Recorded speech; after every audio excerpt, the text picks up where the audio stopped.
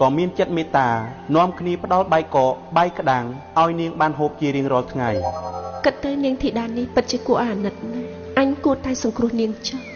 ណែនាងតូចចូលនាងមកស្នាក់នៅទីនេះចុះចាំមីងឲ្យអាហារហូបប្រចាំថ្ងៃណានឹងឯនាងចាំមកយកបាយហូបនៅផ្ទះមីងដែរទៅណាចាខ្ញុំសូមអរគុណណាស់ចំពោះសមានចិត្តរបស់អ្នកមីងទាំងពីរចំពោះក្មួយថ្ងៃមួយព្រះមហាកសបត្ថេបាននិមន្តចេញពីនិរោធសមាបត្តិដែលអត់ចង្ហាន់7ថ្ងៃមកហើយទើបទ្រង់ប្រមាណមើលឧបនិស្ស័យបុគ្គលណាដែលគួរទៅជួយសង្គ្រោះអូនាងធីតានេះពិតជាគួរឲ្យសង្គ្រោះណាស់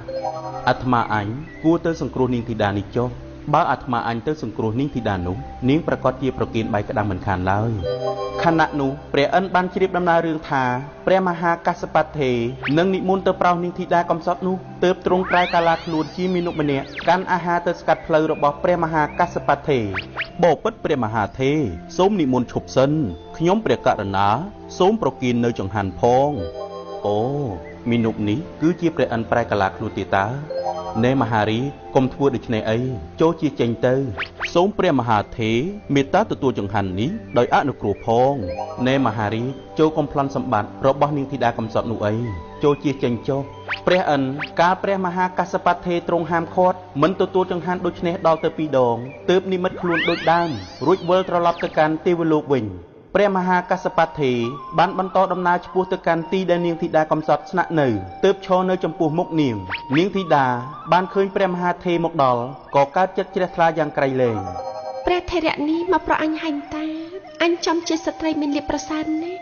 បបិទ្ធលោកម្ចាស់សូមលោកម្ចាស់មេត្តាទទួលនៅផាត់របស់នាងខ្ញុំផងមនាលនាងធីតាចូលចាត់ចែងតាមការគួរចុះបបិទ្ធលោកម្ចាស់នាងខ្ញុំមានតែបាយក្តាំងនេះទេសូមលោកម្ចាស់មេត្តាផងចុះប្រពៃហើយនាងចូលធ្វើទុកក្នុងចិត្តដោយសេចក្តីជ្រះថ្លាចុះ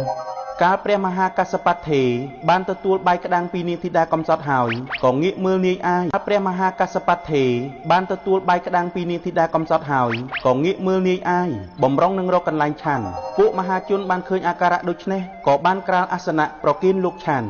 លុះព្រះមហាកសបត្ថេឆាន់ហើយទើបងាកមករកនាងធីតាធ្វើផតានុមោទនាសរសើរចំពោះអានិសង្សទានដោយពិស្ដារនាងធីតាទានដែលនាងបានធ្វើនេះពិតជាមានតម្លៃណាស់សាធុសាធុលោកម្ចាស់កាលពីជាតិមុនរាប់ពីនេះទៅ3ជាតិនាងធ្លាប់ជាមេដាបង្កើតរបស់អាត្មាភាពនាងខ្ញុំពិតជាមានសេចក្តីសោមនស្សរីករាយណាស់នាងធីតាកាលបានឮដូច្នេះក៏រឹងរិតតែមានសេចក្តីជ្រះថ្លារីករាយជាភយោភាពបន្ទាប់មកក៏បានធ្វើមរណកាលទៅកើតនៅស្ថានទេវលោកបរិបូរដោយទឹកសិរីខ្ចាត់ផុតសេចក្តីតលក្រគ្រប់យ៉ាងតទៅ